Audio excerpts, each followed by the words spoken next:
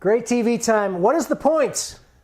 We're talking about our gadget of the week. We'll get into this a little bit. Careful with that. And our secret ingredient this week, a little fun fact about it. Little fun fact. Day after Super Bowl, so we'll get into that in just a moment here on Great TV. Crack a beer and fire it up.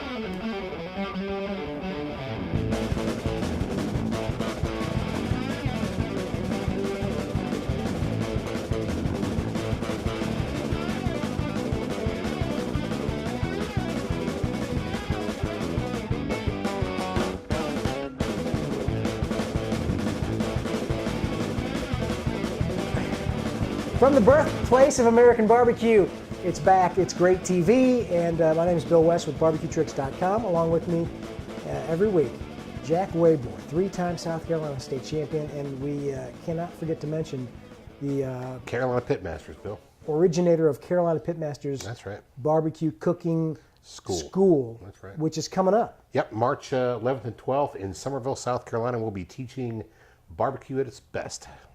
Looking forward to it. And how, if people just go to the website, CarolinaPitmasters.com? Go to CarolinaPitmasters.com. All the information is there. All the registration information is there. If you want to hit me at CarolinaPitmasters@gmail.com, I'll be glad to send you all the information you need. You can contact me at jack@greattv.com. Certainly, any way you want and get in touch with me. It's always good. And it's really, if you hadn't heard of it before, that's kind of how I got to know you originally. Sure. It's like a day and a half intensive. It is. Learning everything. If you want to learn how to compete, this is a way to cut the line with a lot of knowledge and figure out exactly how to do it. Or if you just want to improve cooking barbecue tricks. And learn the tricks of the trade and learn what it takes to cook a whole hog in your backyard or anywhere you want to do. We do whole hog and the KCBS4, which is Boston butts, ribs, chicken, and brisket. So What's a couple of days out here in South Carolina? Yeah, I'll tell How you bad what, can that be? The venue is beautiful. It's on a lake out there in Summerville. It's beautiful. Anyway, beer this week. Cheers. This week, flying dog tire bite golden ale. It's worth it just for the label. I say so. And I'll actually flying dog is good stuff. Get the close up of the flying dog. 5.1% alcohol by volume. Is that? Heck yeah, we'll get done with this one, and tomorrow's show ought to be even better. Cheers to you. Our great plate. We love to get pictures from everybody all across the country, sending them in or posting them on Facebook for us on our wall. This one comes from, looking at this. Good friend. It's riblets in waiting, I think is what he calls it. Riblets Rib tips in in waiting, maybe. Mighty fine looking ribs there. Look at that. Thanks, Kevin. Appreciate you sending that in, and certainly you're welcome to send us all your great plates. We love to see the great plates, that's for sure. Real easy. All right, our website. Let me get to the letter first. We get some people sending some stuff. This one, I think this is very cool. He writes, "Hi guys, big fan here from the UK.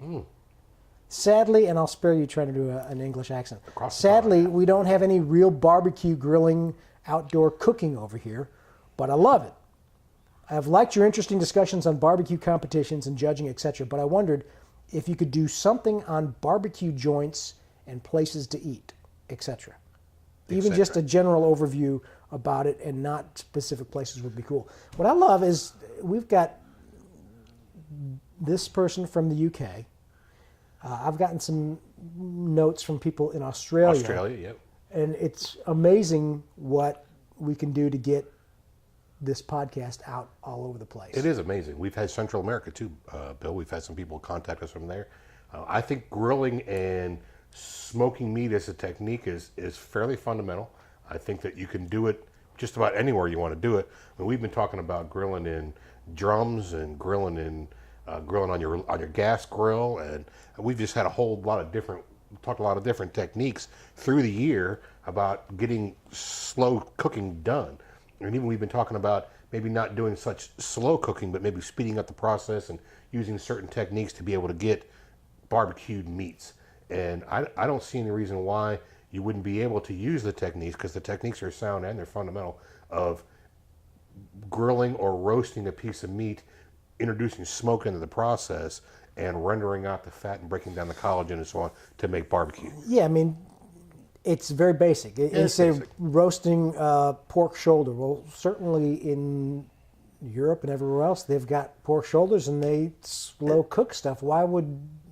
Is that just an American style of doing it? Barbecue is an American fundamental cooking process. I'll agree with that, but certainly I know for sure that barbecue in the UK is growing by leaps and bounds. The contests that we go to and the places that we see in the international arena, there are certainly a lot more teams from across the pond coming in and applying the craft of cooking barbecue.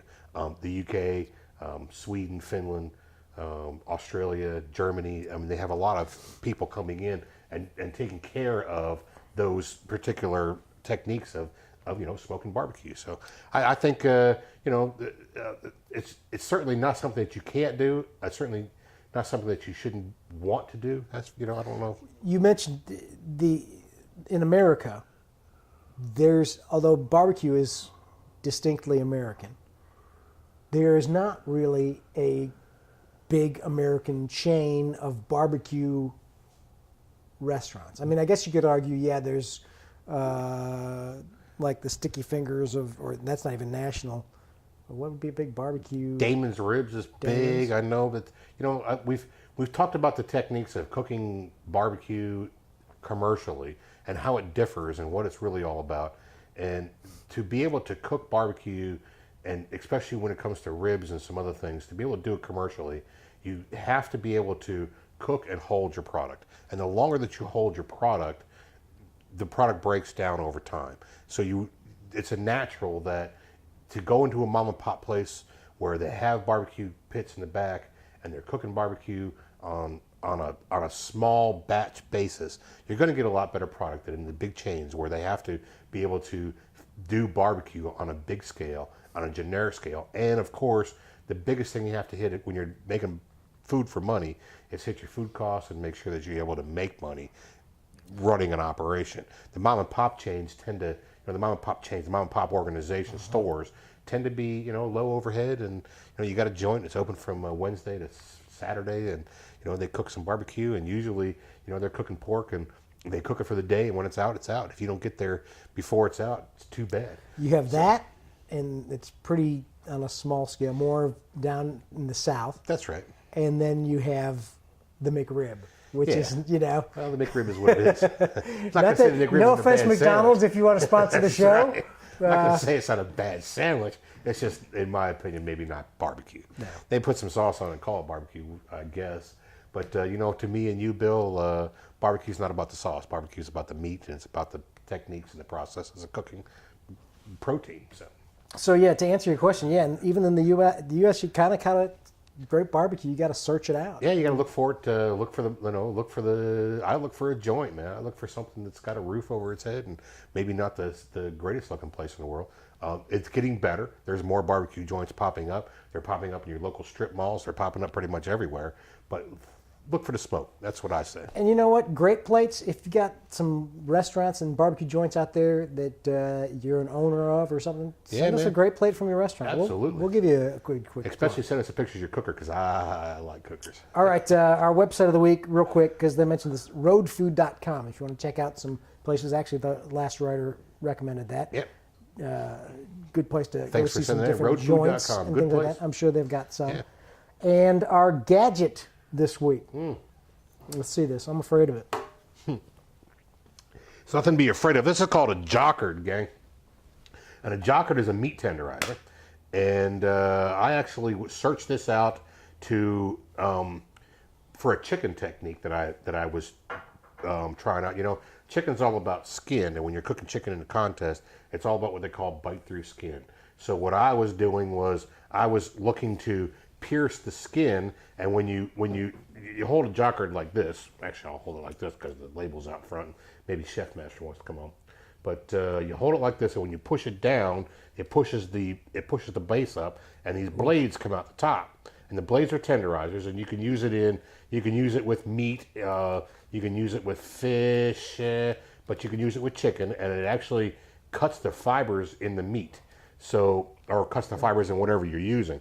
I was using it as a chicken technique because what I was trying to do was pierce the skin of the chicken. So you just do it lightly. Yeah, I was just kind of hitting it on there to pierce the skin of the chicken. So when a judge were to take a bite of the chicken, he would not run into any resistance. Basically what I was doing was pre-cutting the chicken How'd skin. that work for you? You know, the technique works out well. I got it from a trusted source. It just didn't work out for me, and certainly I didn't like to throw the Jaccard away. I want to keep it around. It's a great piece. I know some cooks that Jaccard brisket, they Jaccard steaks, they Jaccard a lot, just about everything.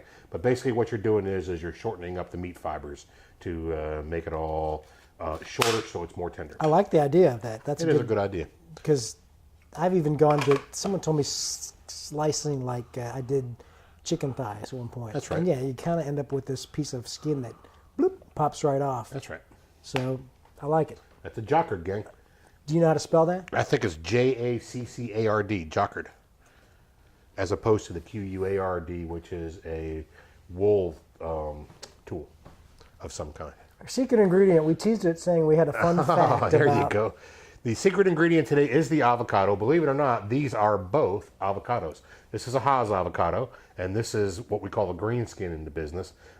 Basically the same thing, the same flavor, the same texture. Everything is the same in this, but they're two completely different looking animals. So the flavor is not the same. For some reason, I was thinking this is going to have some sort of fruitier taste. I don't know why I ever thought that. Same flavor, same texture. Everything is the same, and both of these pieces of fruit is basically an avocado is a fruit because it has a pit. The fun fact is, since we just had the Super Bowl, if you take all of the avocados that were consumed over Super Bowl weekend, they would fill the field 23 feet deep. And that's a lot of guacamole. I did not know that. That's a lot of guacamole. Here's my, my trick or tip on these. Don't ever, you look at avocados and sometimes you'll have like a super ripe one. Right. Or check the organic section or don't check the organic section. Check the non-organic, because is really an organic avocado going to matter? No. So It's grown organically, but save some bucks, and probably whichever one's the riper one that's going to be soft to the touch is going to be a lot better for your guacamole. Yeah, I bought these two right here. This one is a little further along than that one is. Certainly they can sit in your counter and ripen up, and they will. The Haas avocados and the green skins will get deeper in color. You want them to be soft to the touch, not firm. I like an avocado kind of like a banana. When you get a green banana, it's kind of hard and kind of not really all that tasty in my opinion, but I like avocados to get ripe. I love avocado. I do. I love avocados in all kinds of different ways. It's a texture thing for me. It's a cooler, kind of like sour cream, along those lines. Not as much though barbecue thing though, but no, as good side though. I'll tell you that. Absolutely. Yeah. Next thing up for you, I believe, is this convention. What's it called? The NBBQA convention. Actually, next thing up for us is Carolina Pitmasters, and then right after that will be the NBBQA convention, and then we're running right into the season first week April. So. NBBQA is going to be in Greenville, South Carolina. Greenville, South Carolina. And it's open for everybody. You got to be a member, I guess, right? I believe so, but I don't know if you need to be a member to go to the conventions. There's some members. I'm sure there's an entrance fee of some kind. And I'll tell you what we're going to do. We're going to go ahead and post up the NBBQA website or their link on the site, and we'll go ahead and link you right straight to it so you can get the information you need. Cool. Well, that sounds like a plan. It's a good plan. Great plates, send them our way. Jack at greattv.com, Bill at greattv.com. Subscribe on YouTube, subscribe on iTunes, and send us some emails and questions. Hey, gang, remember, it's very important that you think global, buy local, stay sustainable, and for goodness sakes, hug your mama. Hug her.